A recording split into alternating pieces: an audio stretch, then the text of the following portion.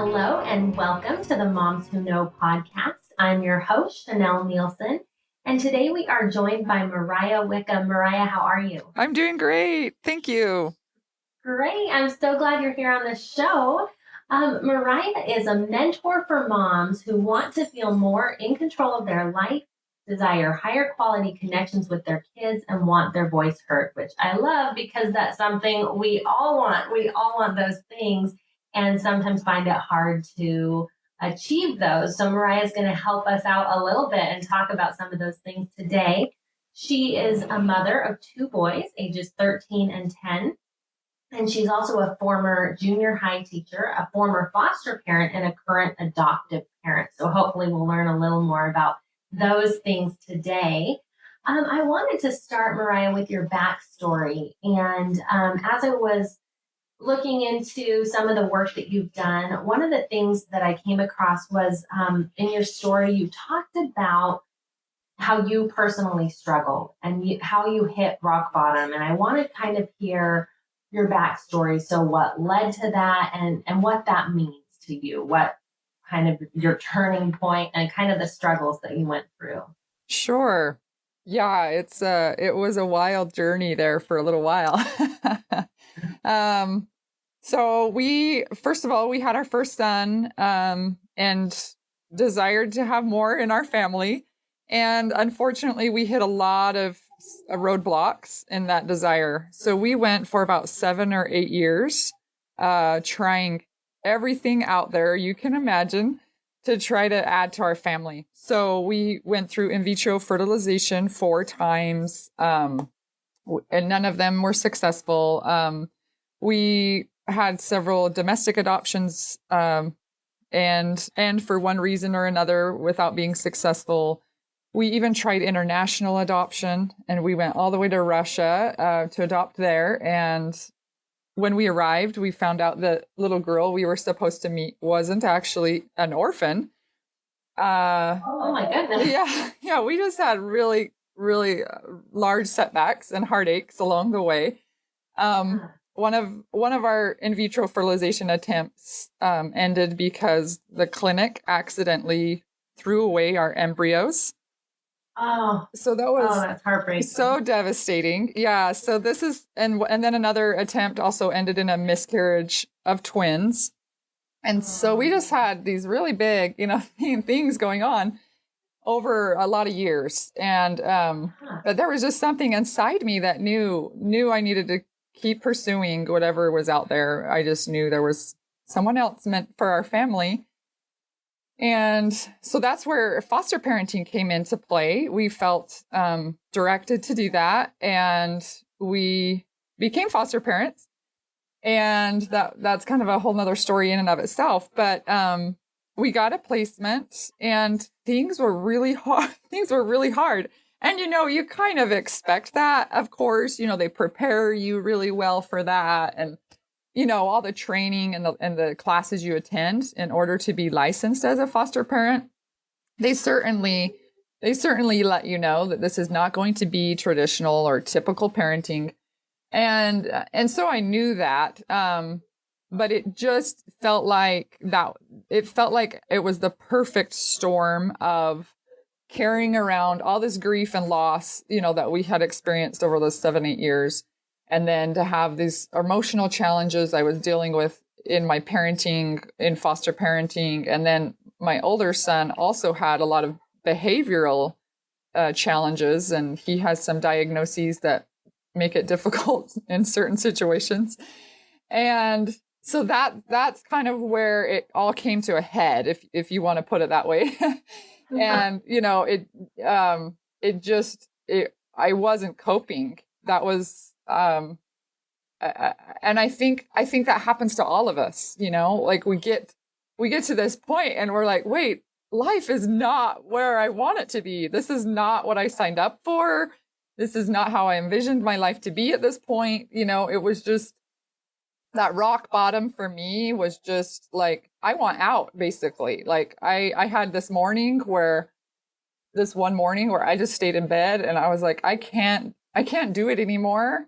I was so tired of yelling at my kids. I was so tired of losing it on them. I was so tired of that person inside me coming out that I didn't even want to get up, you know. And luckily, I had a husband that was supportive and was like, "Stay here. I'll make sure they get off to school, all right," you know. But that's when I really was at rock bottom and needing some help, needing some shift to happen in my life, because as it was, I couldn't go on like that anymore.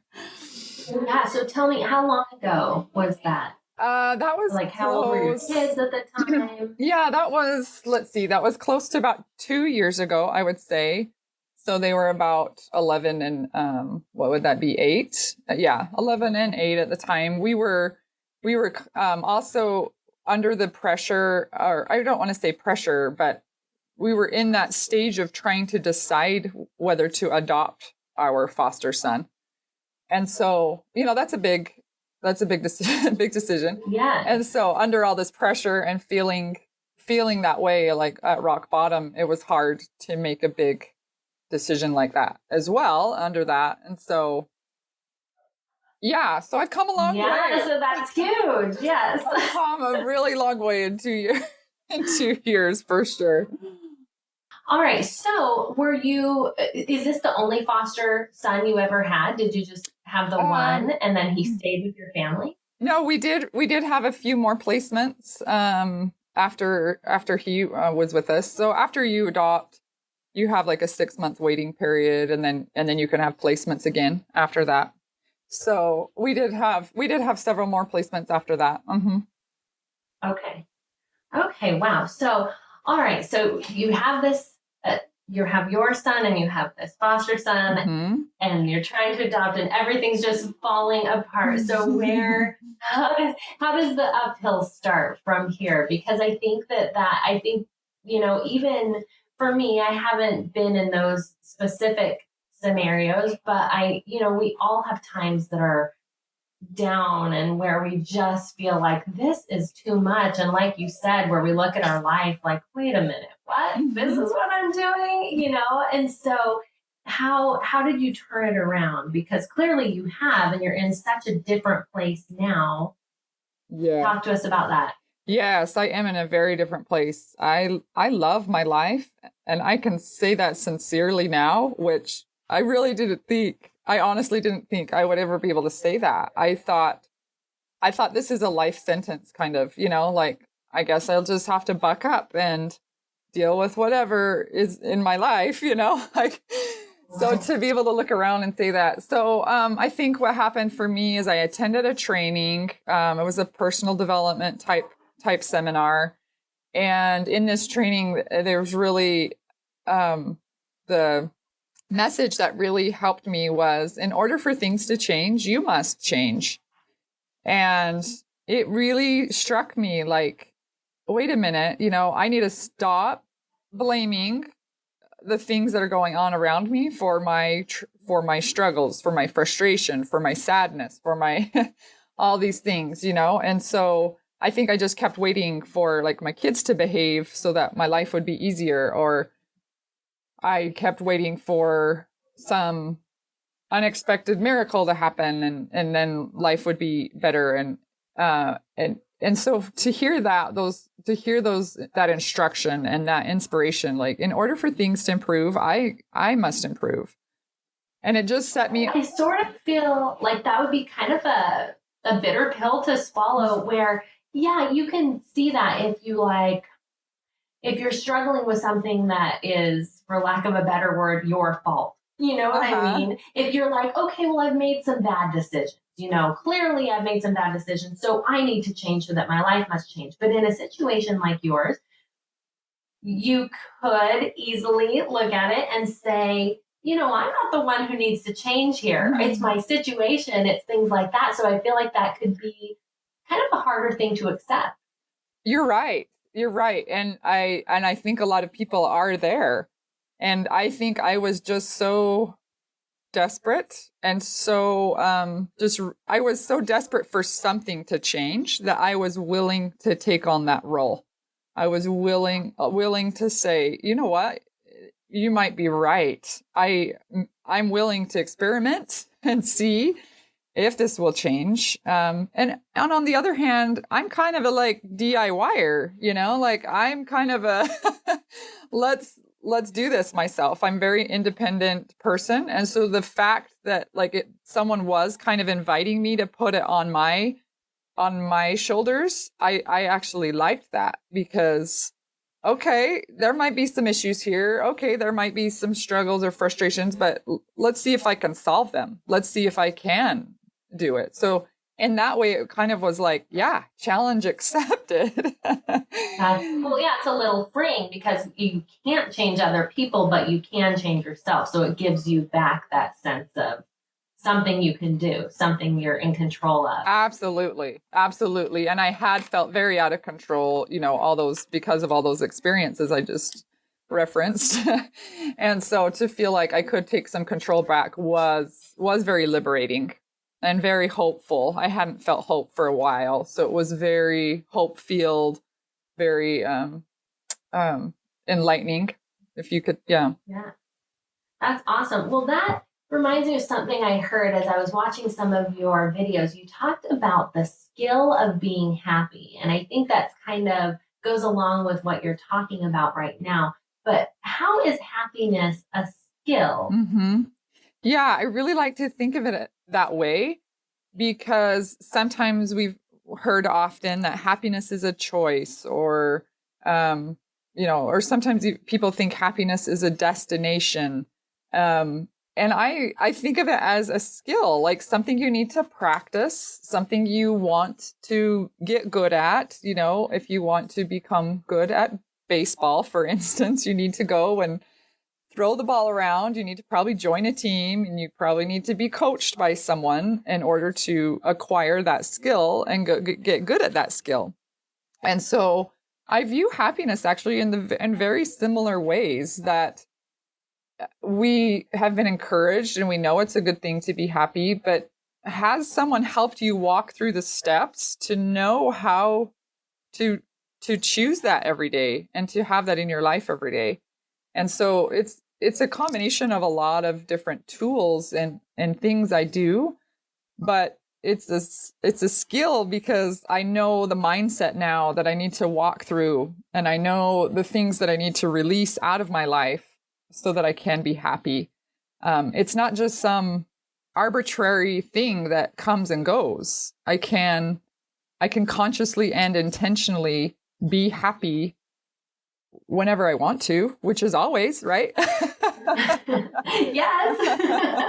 I mean, yes. Okay. So I like that. I mean, because we all want to be happy, but talk to me more, help me understand, because in theory, I'm liking this. Like, okay, yeah, the skill of happiness, and we practice happiness, but when you're not in that happy place, how do you do it? Like, what are the steps that get you there to be able to practice happiness and to find this skill and to fine tune it in our lives? Yeah. So some of the mindset and life coaching I do with others involves understanding that the things that happen around us they are just neutral. Okay. So the circumstances that happened around us, I like to just look at them as neutral. And what makes that unlike what moves that from neutral to something else is our thought about it. So our thoughts then create an emotion. So say something happens, like go back to the horrible, one of the events I talked about that was so devastating and hard. So for instance, we get the call from the fertility clinic and they have accidentally thrown away our embryos.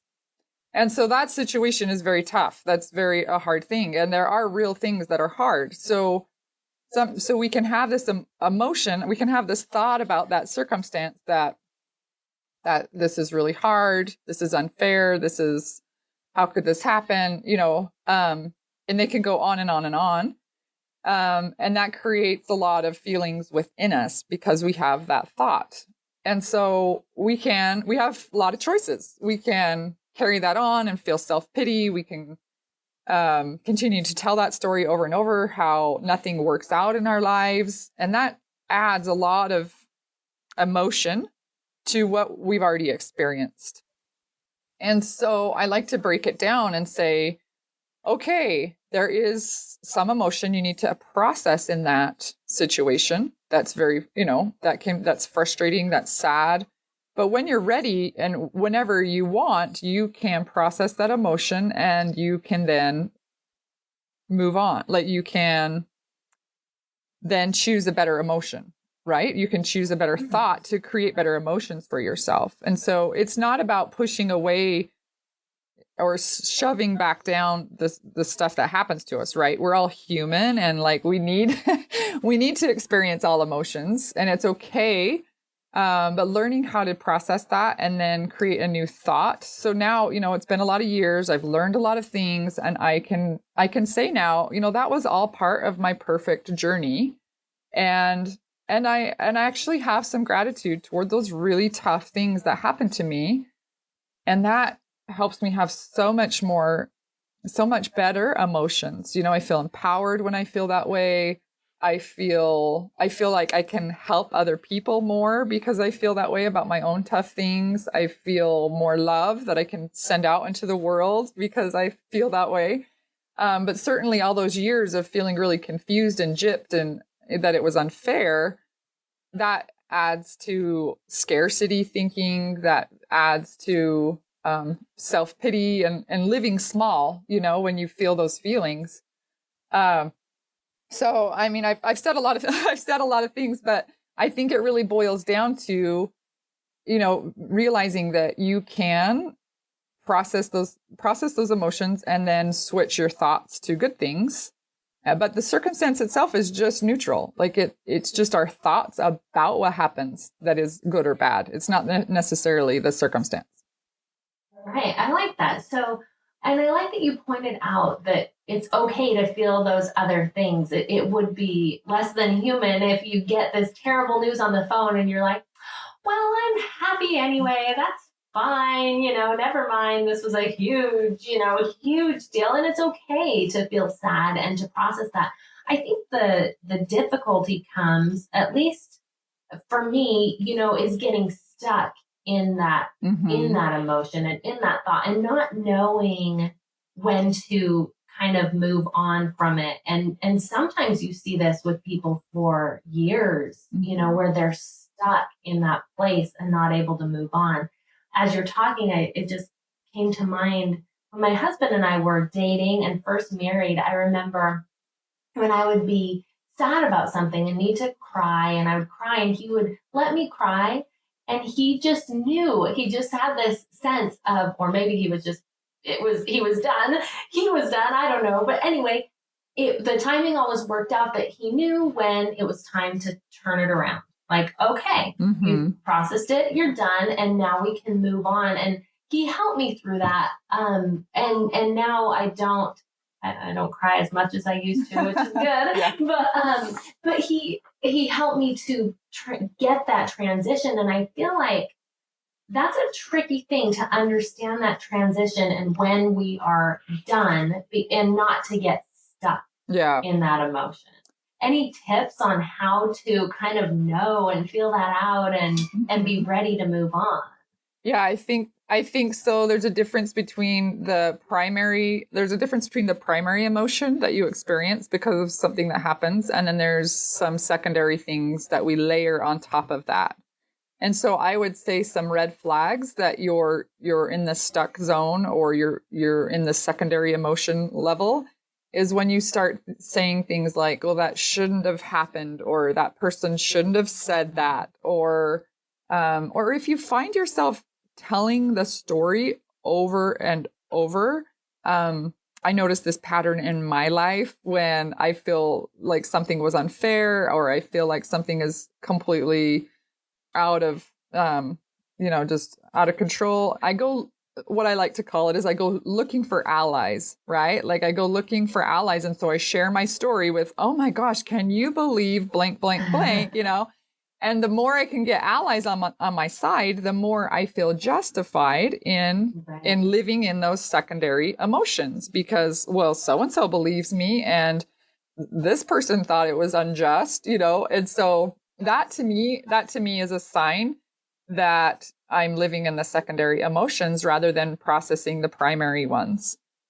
That's so good. Yeah, you're clearly not moving on when you're doing that and you're staying stuck in that story, in that emotion. That's a great thought, because I think we've all done it, and we can all see that just perpetuates. I know I have. That just perpetuates that same feeling, and there's no growth. Right. There. And it just lets you feel super happy that you're mad, and that's not the happiness that we're going for. Right. You're not really happy there. You're just feeling, and you don't have to move on. Yeah. And there's no accountability. Like this whole process and all these things I've learned, it's really about owning every part of your life and taking accountability for whatever happens. So instead of running out and finding all your allies to try to get them to shore up this belief that life is unfair, how about taking accountability and saying, okay, I messed up,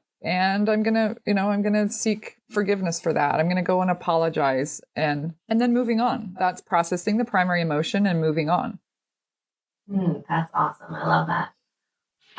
Okay, there was something else I wanted to make sure that we talked about on the call, because you have a phrase that you use, getting your mojo back. Yeah. And I think that's fun. And I wanted to talk about what that means to you, and then your personal experience with that, how you've done that and how you've helped others. And you kind of touched on it a little already with your story, but tell us what that means. Yes, I love to say that. I help moms get their mojo back. And to me, mojo means like your personality, you're like more pep in your step and your vibe, that to me is what mojo means. And so to help people get that back, because I think at some point everyone can think that, I used to be different. Like I used to be a more fun person, or I used to be more spontaneous, or I used to be whatever, and finding your genuine self and finding the things that like speak to your soul and serve your soul. That's like my life mission. I feel like I love helping moms find that and find those things that help them show up in life more authentically, because I feel like when I can do that myself, and as I've seen others that I've worked with, then they can serve those around them so much more from the heart, because they're honoring every part of themselves. They're not ignoring, the side of them that wants to be spontaneous. They're not ignoring the side of them that wants to analyze the data and crunch the numbers, whatever it might be for you. And so that just takes some, first of all, it takes some, what I call unbecoming, sort of like my story. I had to get rid of a lot of these yucky feelings I'd been carrying around for a long time. And so as I kind of unpeeled the layers back of all this sadness and loss and grief I had experienced, I started feeling a lot more like myself. I started feeling a little more authentic. So there's that part of it, of the unbecoming. And then there's also the part of it where you can learn to empower yourself and energize yourself with certain activities and things that I have my clients do. And I do those things, and I ask them to do those things on a daily basis. Like we set up a schedule and we have a chart and we check those things off. And those things in my routine have become imperative to having the kind of days I want to have and to experiencing this happiness, all the time. Or, I'm still human. It's not like 100%, but, but consciously choosing it. And then when things come up, I know how to deal with them and then quickly get back on track.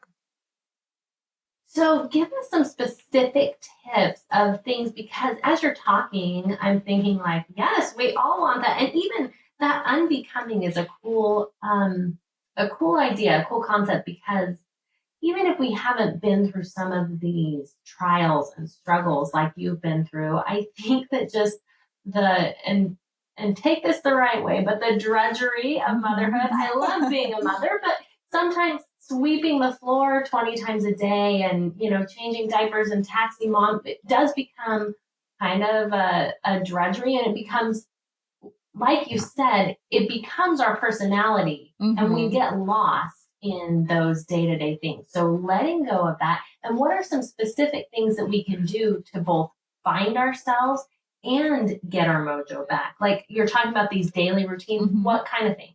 Yeah. So I have a whole list of a whole bunch of different things. One of them is to use music to empower you.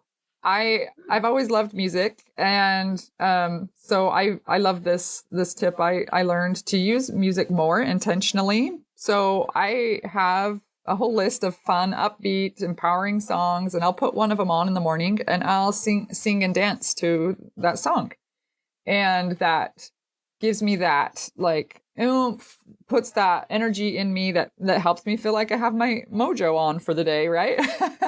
That's so fun. Yeah. I love that. And yeah, I mean, I've never done that intentionally, like, oh, I'm going to, I mean, I guess every once in a while, but I don't make that a part of my daily routine. So I love that. That's something actionable that we can totally do. Tell us a good song, just a few favorites. Yeah, I love Rise by Katy Perry. I love Fight Song by Rachel Platten. I love, there's one by Jordan. Is his name Jordan Smith? I hope I don't get that wrong. Jordan Smith, I believe. He was on The Voice. And he has a couple of them. Of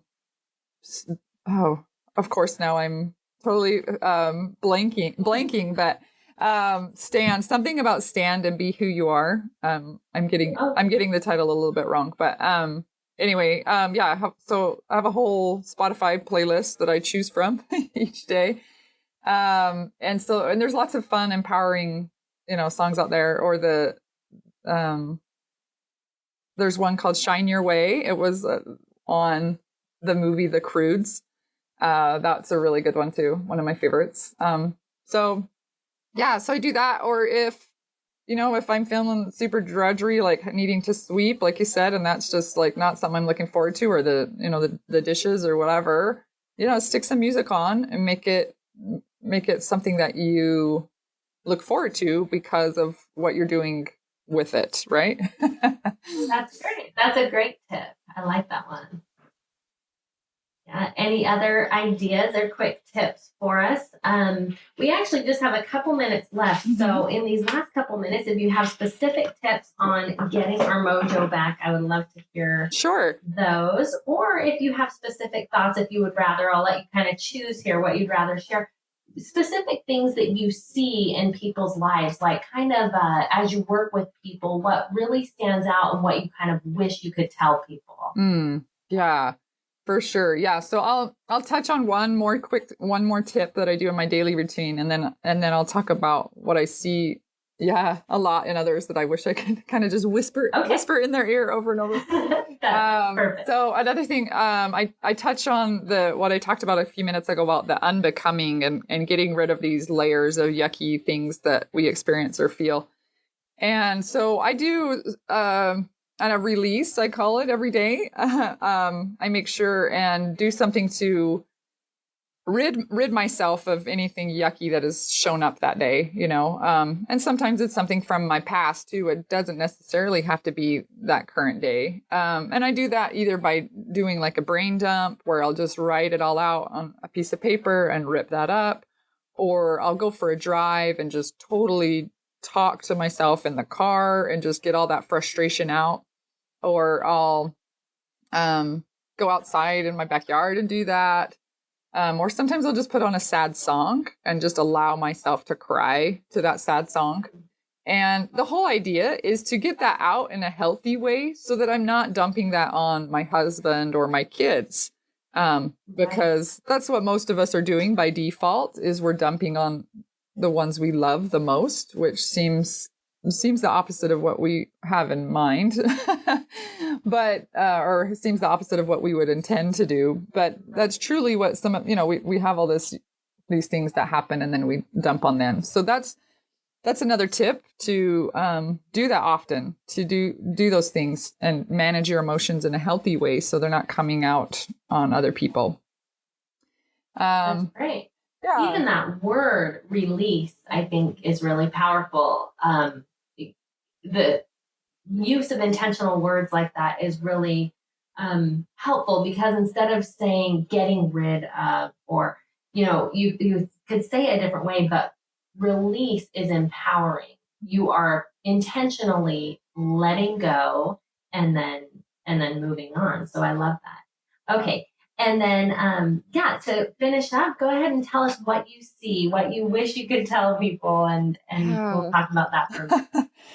Yes, there's so many things. It's hard to just choose like one thing, but most of all, and this is the reason I choose to speak to moms and why I really love working with moms, is because your life matters to these little ones you're raising.